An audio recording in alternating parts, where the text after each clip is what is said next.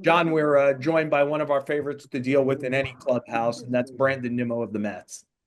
He is the greatest. I think he'd get the good guy award every year if we didn't have to move it around a little bit. I think everybody in the organization feels that way too. He's absolutely beloved and should be, and he's a great talker. So I'm glad you got him, and we have him today. Yeah, there's so much to obviously talk about around these Mets, including where he is. He's, slow playing another spring training. He's coming off plantar fasciitis, if I can pronounce that. And we'll ask him about that and a lot more. John and I will do a deep dive on where the Mets and Yankees are, especially with some key early injuries. We'll play hit and error at the end if you stick with us on the show with Joel Sherman and Jon Heyman.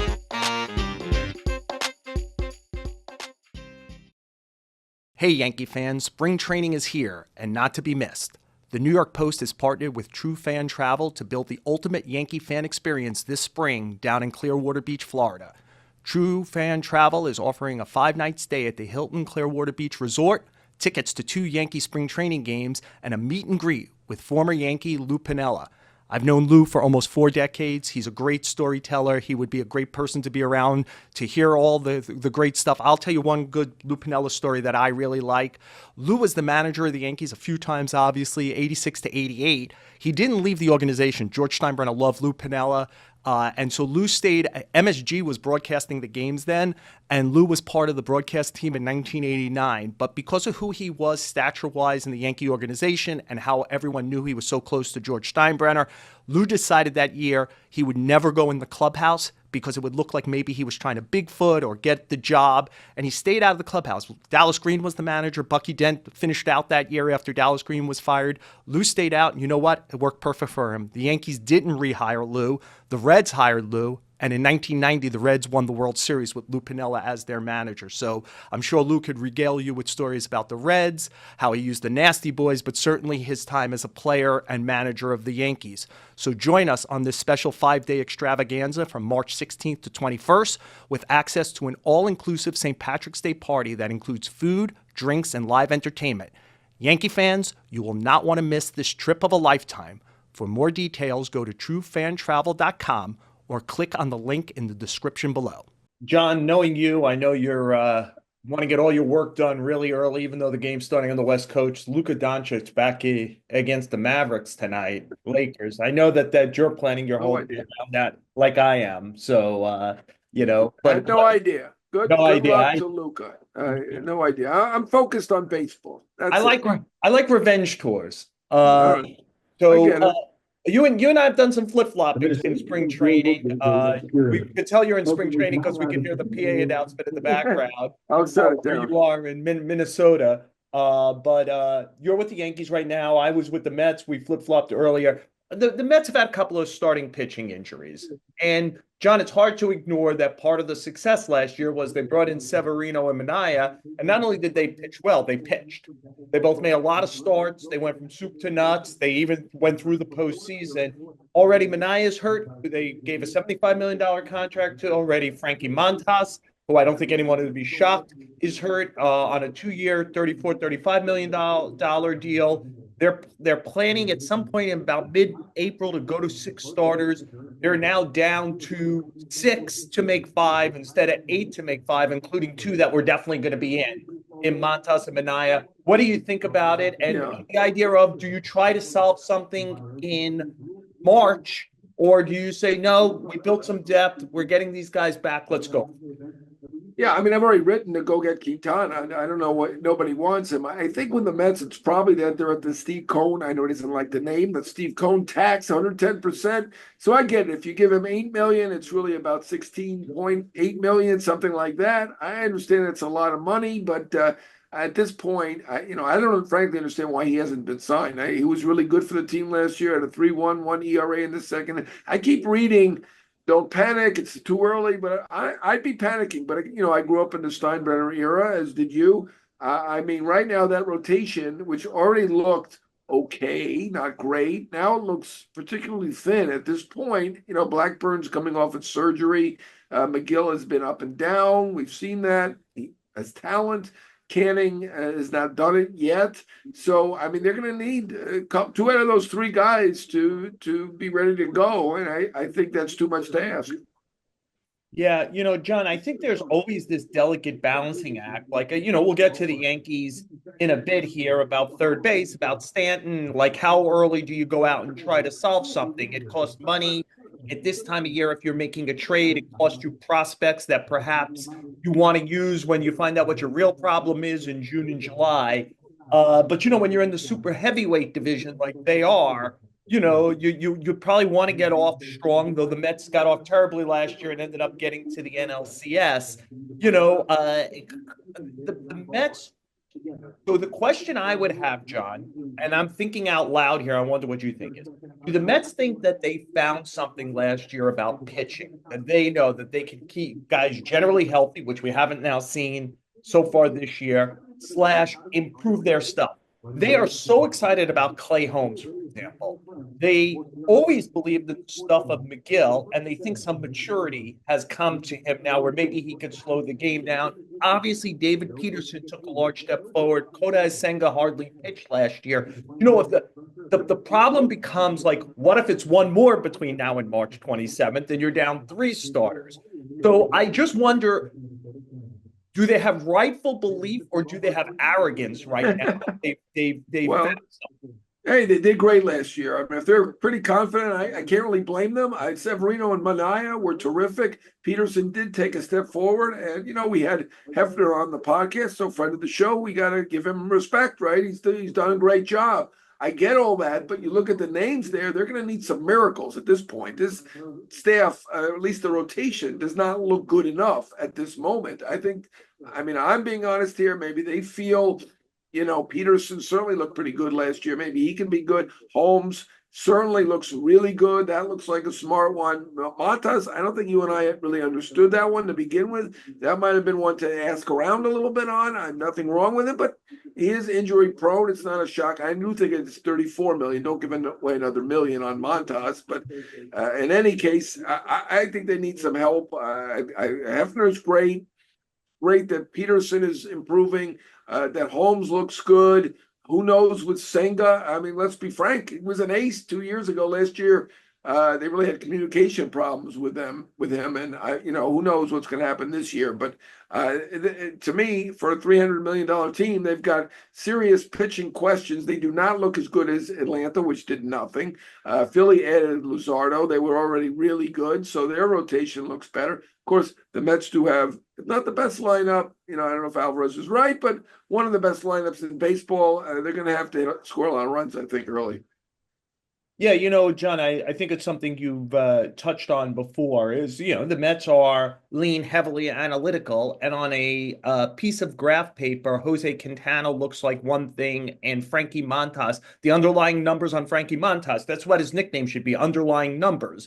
But one of the underlying I don't get numbers it. is he doesn't get on the mound enough, and Jose Quintana gets on the mound. I think durability and reliability are thrown away by too many modern front offices. Like if I start, I Get gotta, it. like their lineup, their everyday lineup has four guys who play every day, right? Right, like Alonso, he Yeah. doesn't miss any, and Soto and Lindor, obviously, but And Nimmo. Alonso, Nimmo's played and over 150 games, three right, straight years. right, Those are guys who play. If you post, it has great value. I wonder yeah, just the idea of having depth, it means you're going to run through a lot of guys that you even believe that to start with. I right. I wonder about it. John, am I cutting you off? What do you want to say here, John? I was going to say too little emphasis on reliability, too much emphasis on velocity. Quintana is not a hard thrower. He's a very soft thrower by today's standards. Who cares? He gets people out. He posts. I know that one year he missed the first half, but generally he's had a good career. He's been more than a decade. He's very reliable. I don't get it other than, he's going to cost double at this point, unless they can somehow, by some miracle, trade some part of Marte or McNeil. I don't see that happening, but, I throw that in there. John, you and your Quintana and and your neighbor Jose Iglesias have the same problem. One doesn't hit it hard enough, one doesn't throw it hard enough, and the Mets don't like I him. mean, the Iglesias thing is ridiculous. I hear not from the Mets, it was another team that I heard from. that, his 337 was pretty fortunate because he had all these infield. The guy, he's sneaky fast. I mean, he's not And plays Chisholm. hard. So the He's certainly sneaky not. pass Oh plays in yeah. the field I hits. mean, he hit 337. Give him credit. That's a metric. That's on paper. Uh, I don't know. I thought he was really good last year, and somebody, if not the Mets, somebody should be giving him an MLB deal. I mean, he's on a 22 game hitting streak. Does that not count anymore? John, it will not happen.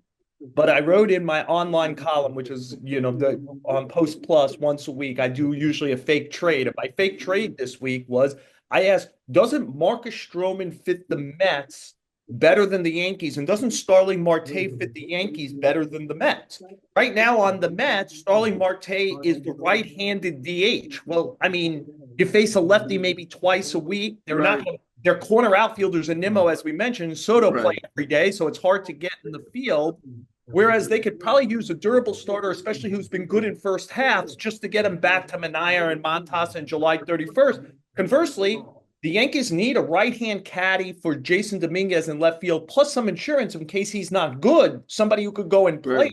Right. That's not Trent Grisham. And with Stanton in his shape, I might make an argument that Marte would be their DH until Right. Well, we Stanton is don't know. okay. Unfortunately, they don't know Yes, when Stan's coming back, and right. he's out now for personal reasons, So and it's he not still going to has the happen. elbow. They make Yeah, about no, I like it. I amounts like of money. McNeil. I like McNeil for Stroman, but Marte for Stroman maybe even better. It's almost a complete salary wash. It's one guy's But making 18, one's making the 19.5. thing with the thing with Stroman again, the velocity. Teams look at him as almost having no value. Whereas he's pitched a very good half a season, the last two seasons. Somehow, even though he doesn't throw hard, I mean he's down there around 90. Like Quintana, he's one of the softest throwers in the game, but he's in fantastic shape. He's here. He looks good. He's ready to go. I think he could help somebody if it's not the Yankees. I mean, obviously the Yankees right now he's looking at as the sixth starter, but on most teams he'd be in the rotation. Yeah, John, I do wonder, we're national guys, like we're at the network. Our job, even at the Post, is to keep an eye on everything, but we do tend to micromanage the two New York teams. I wonder, are we too myopic? Does every team right now have problems? If you're not the Dodgers, have problems like the Mets and the Yankees? Like the Yankees, we have a real question is, do they have a third baseman? We have a real question is, does Stanton, when and if he plays, uh, would 20 teams die for the Mets roster and their problems and Sure. the Yankees roster and their problems? Or should we say, hey, by the way, they should both be the Dodgers? Like they should have the finances and the revenue, Right. the desire to be a super heavyweight and just have fewer questions than everybody else. I mean, the Yankees could have had that team. I mean, to me, if and I get it. We knew it going in that they want to be around that 300 million mark. They don't want to be 300 million plus another 30 million plus the tax. But certainly, if you had Bregman playing third rather than a tryout, which we haven't seen since the days of Leyritz and Blowers and Velarde at third, it would look like maybe not the Dodgers, but a pretty super team. Why am I blanking? The Yankees brought in, I want to say like one of the years we were on the beat, and maybe 90, 91, 92. Mike Humphreys. He was the starting third baseman, right? He had a good spring training back Third when base is tough. Look at the Mets, other than David Wright and Hubie Brooks to some degree. I mean, Alfonso was good for yeah, them. right, right. It was tough for decades. Yeah. It's not easy, and obviously the Yankees generally haven't had this issue with A-Rod there for many years, of course. But right now, I mean, you've got LeMahieu and Cabrera and Peraza. So Cabrera is certainly a very good utility guy. Peraza has actually looked good, but I mean, neither of them profiles to be a third baseman as a hitter. And LeMahieu, I mean, he hasn't played for 2 years, basically, right? So But I don't John, could know. they tolerate, you wrote a very good, everyone should go to the nypost.com or buy the paper. John wrote a very good column today about Jazz Chisholm. If you got like a 25-25 season or better out of your second baseman, can you spare a little offense at third base? Because the one thing I'll say is I'm pretty confident LeMahieu, Cabrera, and or Peraza will field the position. Well, as bad as Right, LeMahieu in the fair. last few years, he's been a very good third baseman when he's Right. played. So, like, even if you say like you were 10% below league average at third base, but you fielded the hell out of it. And Jazz Chisholm is giving you, like the level of offense that he was talking to you about. The, Well, we'll see if he wants to be the fifth MVP in that I room. And saw. he is a student of the game. He knew there were four MVPs in there. I'd forgotten about Stanton being an MVP as well, but it's pretty amazing they have four MVPs in there. I mean, look, I like the fact that he is a very confident guy, and he's certainly a good player, if not an MVP player. But I mean, to me, to have a third baseman who's going to have an OPS a plus of 60 or something like that, I don't want to Like live this with is that if I'm the New York Yankees. 10% below league Oh average. yeah, I don't think it's not gonna be 10. I mean, unless LeMahieu is healthy. yeah. I don't see that, and I don't get the sense. And we've spent a lot of ink on LeMahieu to this point, and I don't get the sense that they're very confident after two injury years that he's going to be good at this point. Ultimately, John, it's not only that they have so many questions about the player of LeMahieu, but even like, do you believe he could play 30 straight, 30 days without breaking down again? I'm not sure. Let's see if he even gets through 30 days in spring training to get them to opening day. I believe the Yankees are out at least looking for a right-hand hitting outfielder. I know they had some interest in like Adam Duvall, but they don't even want to give a major league contract to Adam Duvall. Like, so they are really into penny pinching right now. One of the teams we know, like even with a cut payroll, who isn't into penny pinching, they brought back Alonso at the last second, is the Mets. We'll talk about Alonso. We'll talk about Steve Cohen and a lot more with our guest, Brandon Nimmo, who joins us next on the show with Joel Sherman and Jon Heyman.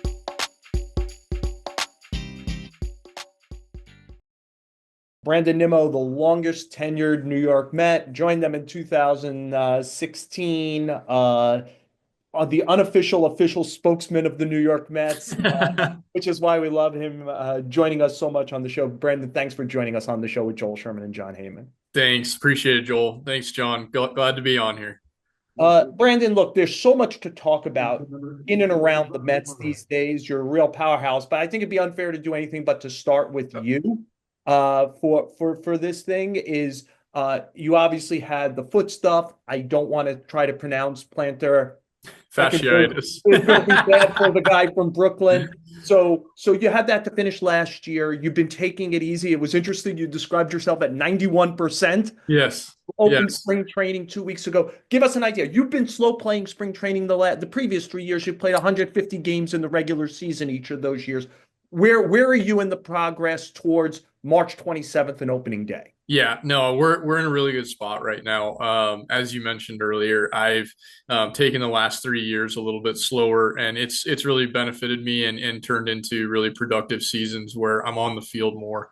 That was something that we highlighted in 22 that I could improve on, and we made a conscious decision to try and do better there and save more bullets for the season. So with that being said, with the planner that we had in the off season, we definitely were trying to strengthen it. We were trying to do all we could to get ready for spring training, but also with the backdrop of knowing, hey, the most important thing is opening day. Not necessarily opening day of spring training. And so with that being said, we are looking good. It is looking like a similar timetable that I was talking about at the beginning of spring, which is, beginning of Marchish. Was 91% a few days ago, let's see, 3 days ago, I hit 94% for 2 sprints. And that was really good progress. And then just yesterday, we did about 6-7 sprints at like 80%, but longer, 120 feet, and trying to build up that load. So really, that's what we're doing right now. We're trying to balance the explosive with the, more of a load on it. And it's doing really well right now. So I feel really good about where we're at. I feel really good about being ready for opening day. And, we're just going to keep stacking good days here.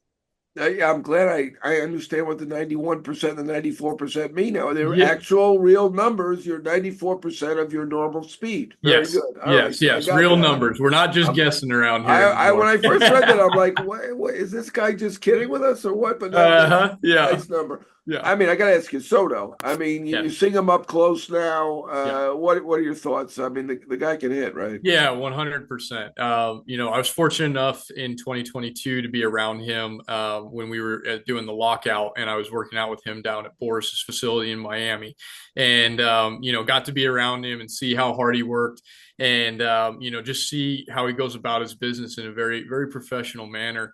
And so I was curious to see if anything had really changed when he got to spring training here.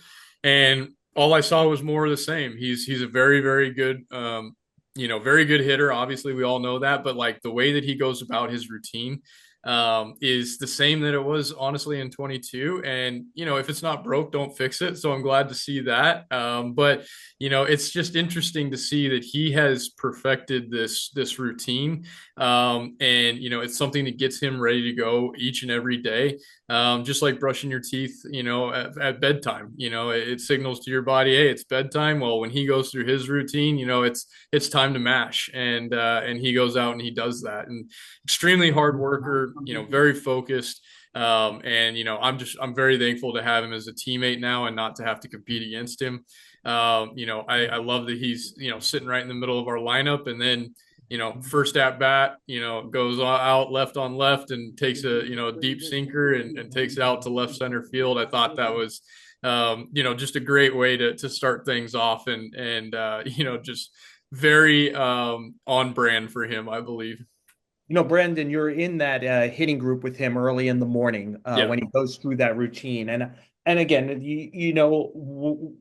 John and I are so appreciative of players who give their time and their insight. As you know, I wrote a piece about that, and you and Yes. I talked for quite a while. And Yeah. I actually had to text you the next day and say, you had a 2 minute and 58-second answer that was so great Yeah. about why his swing is almost the perfect swing. Yeah. And I had to synthesize it, and I wanted to make sure I wasn't getting it wrong. You Yes. had time here. In layman's terms, why explain? There were certain elements of his swing that even stun you to some Yeah. level. Yeah. What is it that makes his swing perfect? Well, I mean, in layman's terms, let's go with first and foremost, he is a freak of nature physically, right? So he's 6'3", 230 pounds, and it's all muscle, right? So that's great. So that's the Ferrari engine that I was referring to in the article that you wrote. And so first of all, he starts with a Ferrari engine. Second of all, he's extremely precise. His eyes are extremely precise. He knows exactly what he's trying to do. He knows exactly what he's swinging at, and he can slow the game down to a caliber that most people can't. Third, his swing mechanics are really impeccable. So he doesn't move forward very much at all. When he strides, it's almost like he kind of just moves down a little bit, that he doesn't really move forward. And that gives him the space to be able to back balls up, catch him out in front, and see the ball just a little bit longer without moving out in front of it. Then you go into his swing, mechanics when he starts it. And when he goes into his swing and you see him at contact. So first of all, let me back up just a touch. When he starts his swing, he gets on plane right away. So what I mean by on plane is his bat is on plane with the pitch right from the start. And when you do that, you give yourself a ton of room for error. If the pitch and the bat are on the same plane and it's all the way back here, well, he can hit this ball all the way back here, and if he's staying on it all the way out here, he can hit the ball out there. And so he gives himself a lot of room for error there. You couple that with the fact that he has this great hip mobility, like this almost feels like pigeon-toed a little bit, where like he can turn his hips to the point where his belt buckle is facing the pitcher, but his front foot is like perpendicular with the pitcher. And it's a hard, firm front side that he's hitting against, that he's taking his hands, using that Ferrari engine, and then he's using that front side, which is the Ferrari brakes I was talking about, to be able to throw his hands to the ball and on plane direction. So it gives him so much room for air, and it's coming at such a great velocity. And then you couple that with his great decision making. He really is just like the perfect hitting machine. I mean, it's really unbelievable to watch. And it's something that a lot of big leaguers would love to emulate, but quite frankly, some of us just don't have that like mobility in our hips, or we don't have that shoulder mobility to be able to drop the bat on plane right away. And so he was built to hit baseballs, and I'm so glad that he's on my team because it's going to be a lot of fun to watch it. I'm so glad you explained that because my question was going to be, why don't you just get your bat on the plane right away, like Yeah. he does? So you have Obviously, to. it's not so easy. So Exactly. It's something that we work on. It's something that, we can see. But also you have to kind of have the mobility and the strength in these areas to be able to replicate it. So it is something that I'm, personally working on, is like the shoulder mobility to like drop that into slot right away. But you also need the strength. Once you gain that mobility, you need the strength to be able to control it through that area. And then from the hip mobility side, some people just have tighter hips, some people have a little more loose, but like he has that perfect combination of strength and mobility so that he can stay in the ground with that firm front side and use those breaks. But he has that backside fully engaged and fully turned towards the pitcher to be able to release his hands with the full capacity behind it. So it really is, it's a thing of beauty to watch. You facetiously told me you have a Ferrari engine and Honda brakes, I right? did. Yes, I Uh, did. And but that was something in 2022 that we really worked on, was to try and improve my brakes, because it was something that they told me was like, you have a great engine. Like you have that Ferrari engine, but like you're not putting on the brakes the way that you're supposed to. And so we had to work on that. And, we had, where that's something that, Juan has had for a long, long time now and has led to so much success for him. But yeah, for the rest of us, we have to be able to work on those things. I would say I've upgraded my brakes a little bit. They might not be full Ferrari, but they're much better now. very good. I like that. Obviously you had your negotiation a couple years ago, and you were about the same age as Alonso was for his. Yeah, Yours went a lot smoother and quicker. yeah, I was wondering, were you following all of yeah. the back and forth here, and what are you thinking about the end result and Hmm. the fact that Pete's back with you guys now? Yeah, yes, I was definitely watching it all. Was checking in with Pete, and checking in with David and Steve, and just seeing where we were at, what we were thinking, and wanted to let Pete know that, hey, from our perspective, like, would love to see you back with us, and and in the end, I think that was the goal of everyone. It was just finding a way to thread that needle and make it work for both sides. And I think we did a great job of that in the end. Wanted to definitely see Pete back hitting behind Soto, and I think he's going to have a great year doing that. And I think it's gonna reward him, and he's going to be able to probably go test the market again next year, and it's going to be great. And then also he's getting paid really well this year, and we're going to have a great team and a great lineup. And so I really think it worked out well for both sides. Threaded that needle really well, and I think Pete is going to do exactly what Pete does, man. He's gonna go out there and he's gonna have huge at bats for us and hit the ball hard, and I'm gonna love to see where it's at the end of this year. And I'm very, very excited to have him back. But I definitely was keeping track of it, and knew that he would make a big impact in the middle of our lineup. you mentioned him hitting behind Soto. The suspicion Lindor, Soto, Alonso. If it goes left, Hmm. right, left, and they want to keep that theme, you're the very likely cleanup hitter. Uh, Possibly, yeah. how comfortable do you want to do it? How comfortable are you with it? You've spent most of your life because of high on base percentages at Mhm. the top. Right. What about hitting cleanup? For me, where I hit in the lineup, it doesn't bother me too much. You can move me all around, and my at bats are going to be dictated by the situation in the game. So, whether I come up, in the cleanup spot and the bases are loaded because all three guys got on, and okay, now I have a job to do here.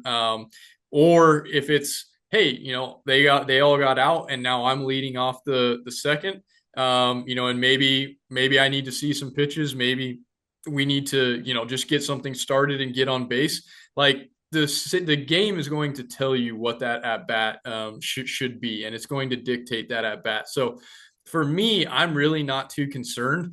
I really think that baseball has turned into less of like, hey, that leadoff man is going to be your on base guy, and then the second guy is going to be able to handle the bat well and maybe hit and run and whatnot.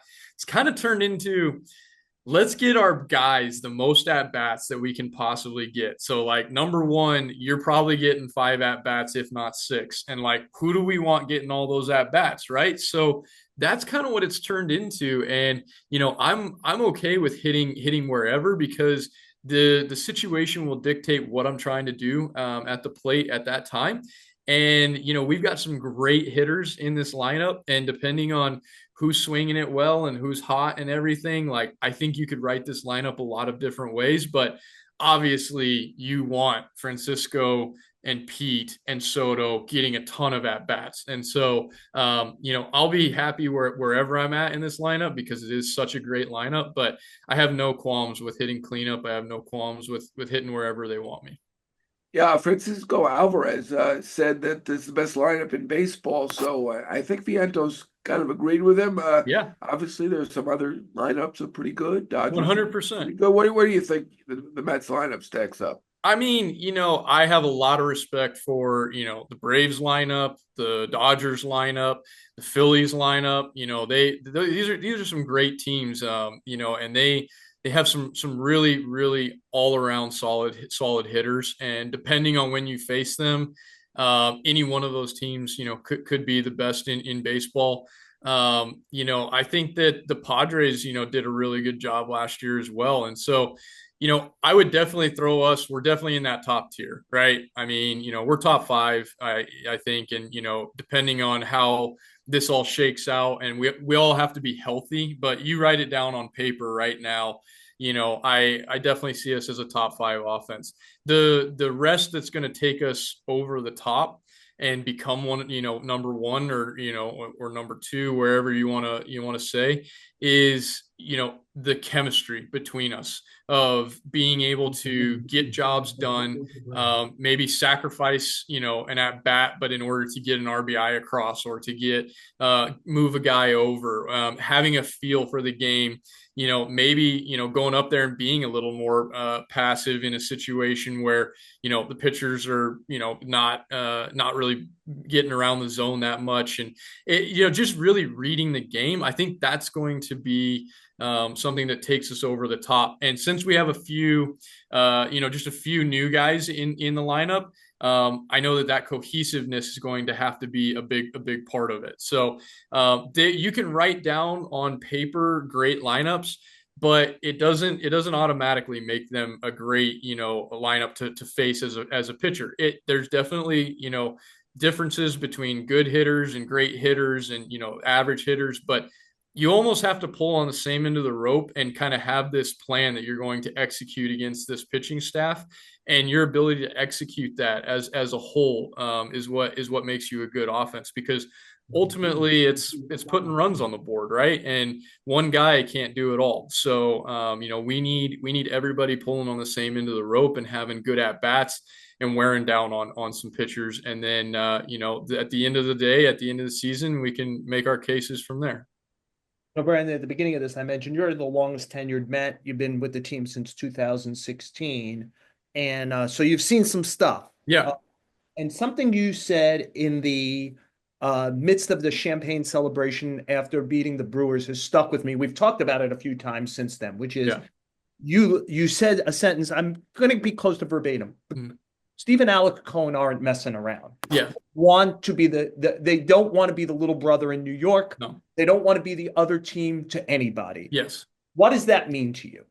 Well, to me, it was a difference in the way that they were going to run things from top to bottom, right from when they bought it in 2020. So when we had when they bought the team, they had us and not just me, but many guys. I would say at least half, if not three-quarters of the team. Over for individual dinners on how to make the team better. How can we make this a team that people want to come to and that people want to stay at?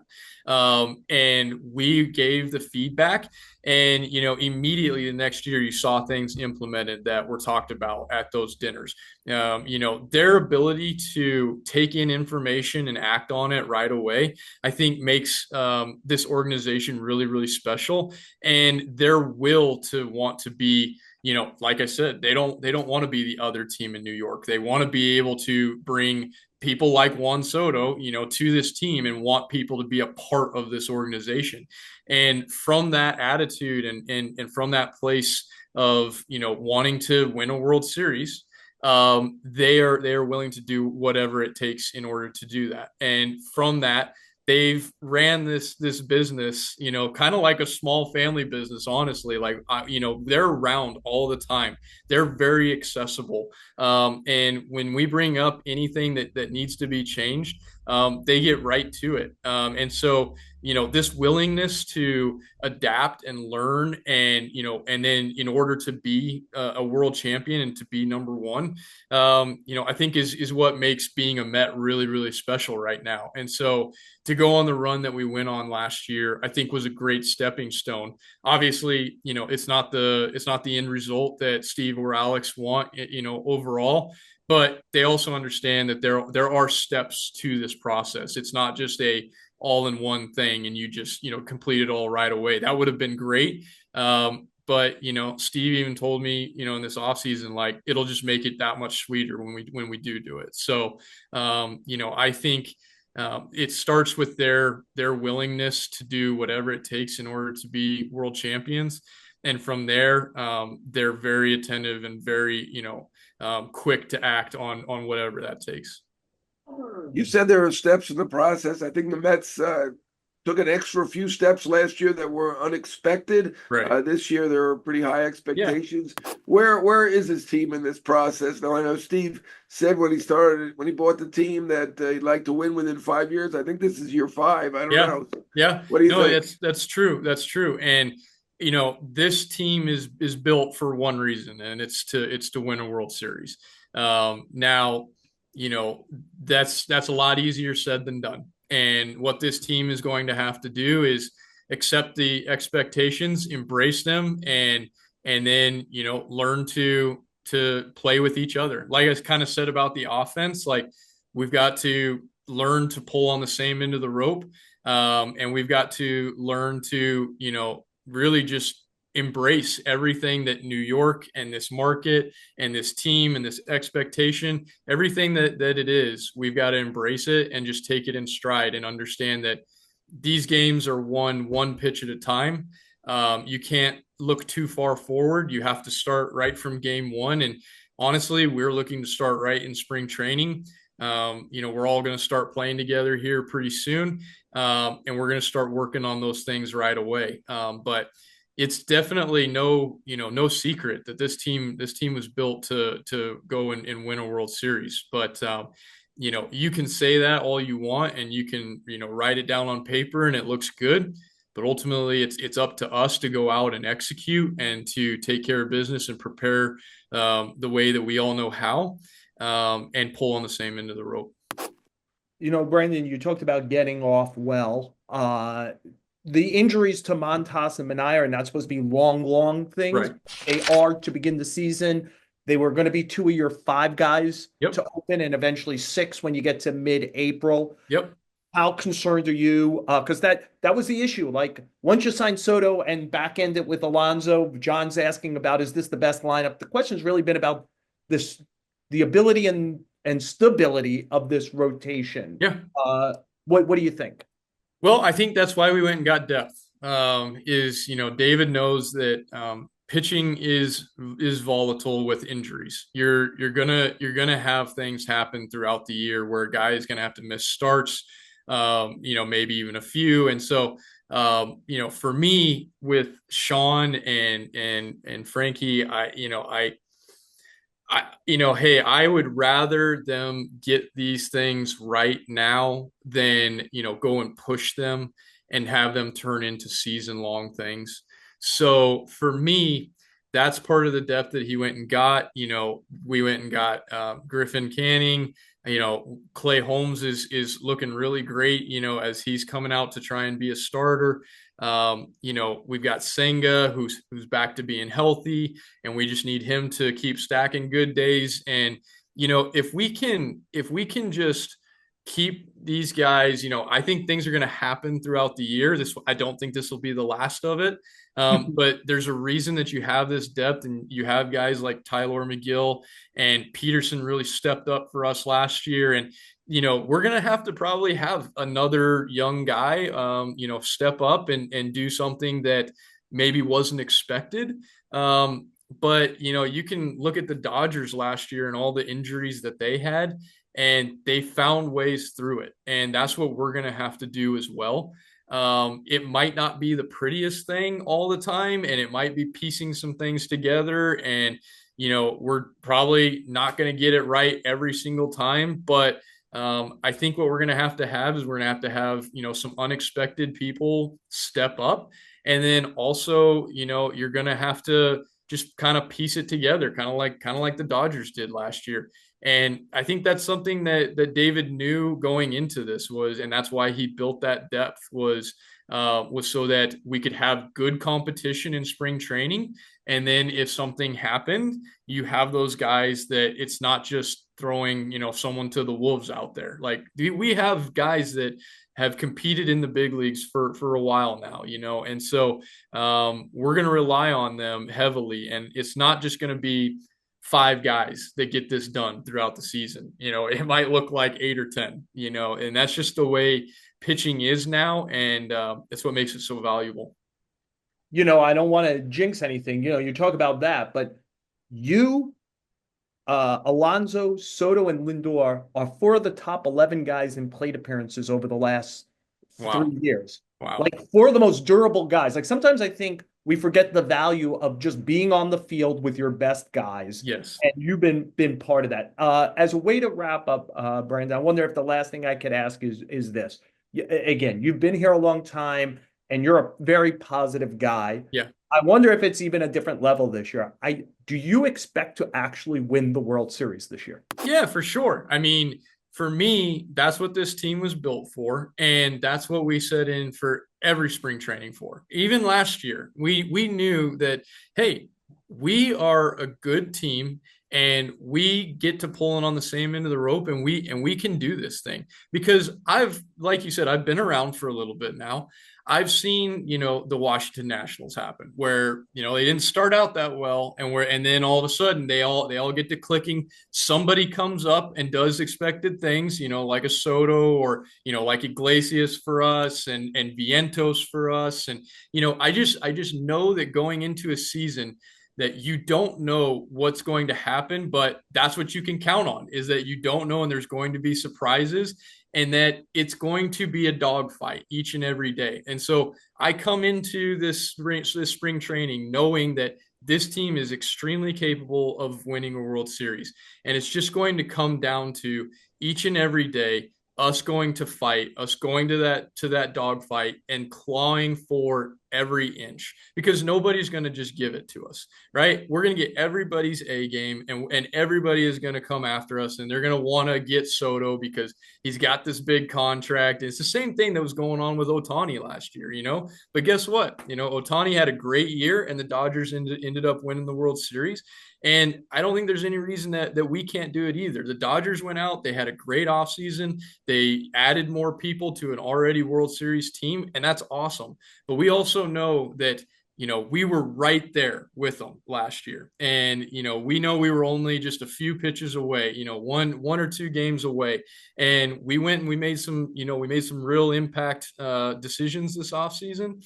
And I go into every spring training and, there's that hope, every team has it that we can do it. We can win the World Series this year. But for us, it's even more so this year when you watch the way that Juan Soto works, when you watch the way Francisco works, when you watch the way Pete works, when you watch the way that Manaea works, when the way that Senga, and you're like, these guys believe it too, man. And that's what you need. You need that belief from everyone pulling on the same end of the rope and going to do it day in and day out and leave their best on the field. So I do believe this team can win the World Series, but you got to do it one game at a time. You got to do it one pitch at a time. So can't get too far ahead of yourself. You gotta focus on right here, right now, and stay in this moment. But I believe in this team. If anybody who's listening didn't know it beforehand, would certainly know from listening to you here. One of the most honest, interesting, thoughtful players that John and I are fortunate to deal with on a regular basis. Brandon Nimmo, thank you so much for joining us on the show with Joel Sherman. Yeah. Thanks, Joel. Thank you, John. I really appreciate it.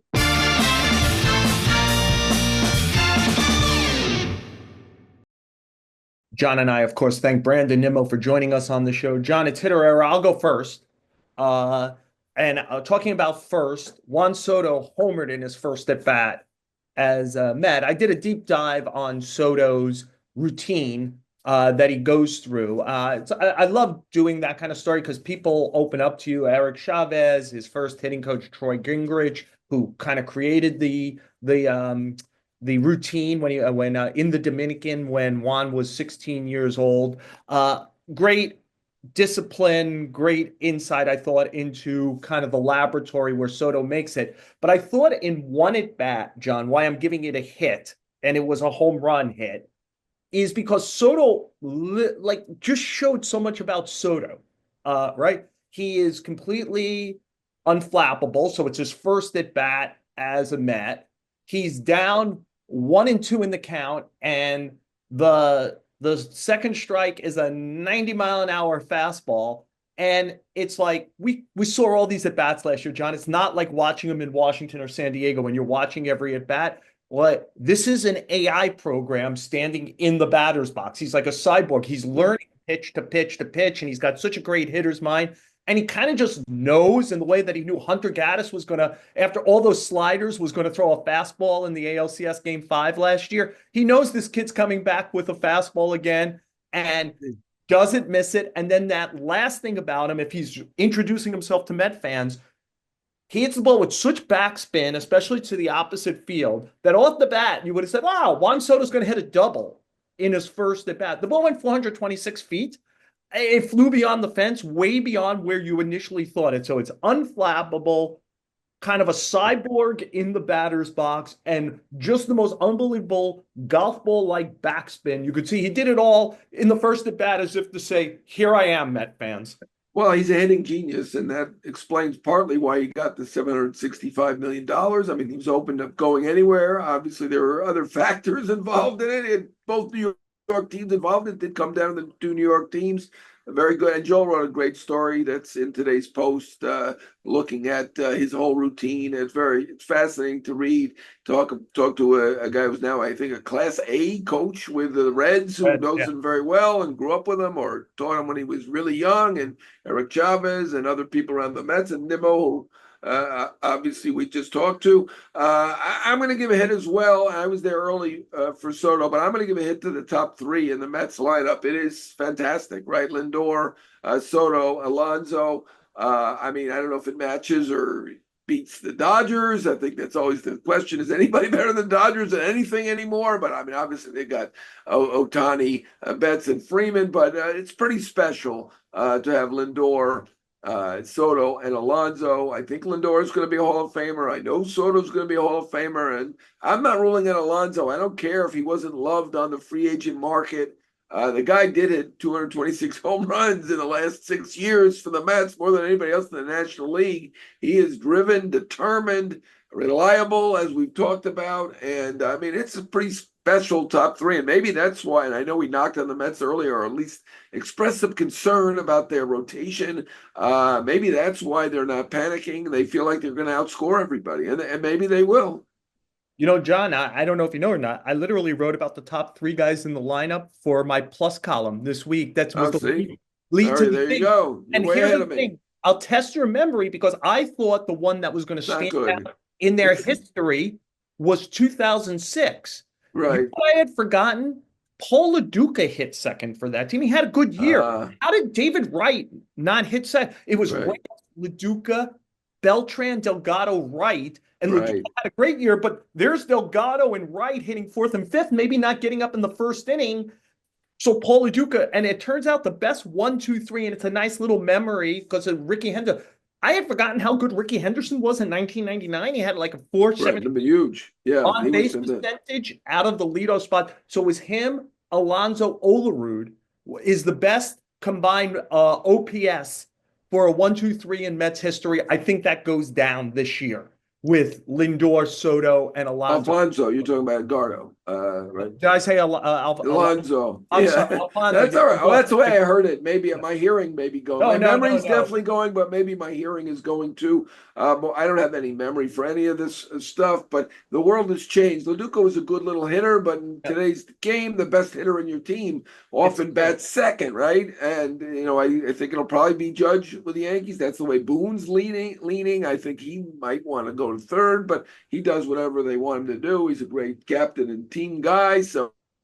He'll probably bat second, Soto second for the Mets. So, it's a different world now where you have your best hitter batting second. I remember Mattingly was one of the originators of that, where he would hit Ricky second when hitting he the was leadoff. great. Right, when he was great. And we're like, why are you batting your great best hitter second? And Mattingly knew. He knew that the best hitter maybe should bat second, at least according to the analytics. They're not always right, but they're probably right in this case. I'm trying to think before last year when it was Otani, Betts, and Freeman. Is Ricky, Mattingly, and Winfield the best 1, 2, 3 I've ever seen in my That's a time? good one. That's a You pretty good know, one. like that was pretty special. And I am curious how long the rope is on Alonso hitting third. Like if he doesn't bounce back to say 2022 levels, and Vientos is for real, does he become the number three hitter at some point for the team?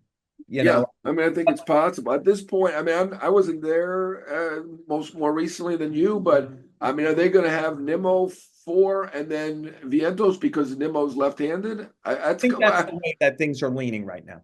Okay, because I kind of suggested that to Mendoza, so I think hopefully he's giving me credit for that, but I think he probably knew what I he was think going he'll to footnote it on do. I don't. I you know, think he just laughed it off. Ibid, Jon Heyman. No, So, that's not true. yes. Anyway, Tommy Hogan, our producer, thank you so much. Always working at a moment's notice. Again, notice John is in Minnesota. I'm back home. I got home yesterday for the first time in a few days. I'll be in Arizona real soon. Then John will be in Arizona. We're flip-flopping around. Please listen, rate, review us. It's one of the ways that we make some dough so John could be down there in Fort Myers and I could ultimately be in Arizona. The New York Post YouTube page, New York Post Sports YouTube page, give us a view. And we're flying here in spring training. Regular season's around the corner. Please stick with us on the show with Joel Sherman and Jon Heyman.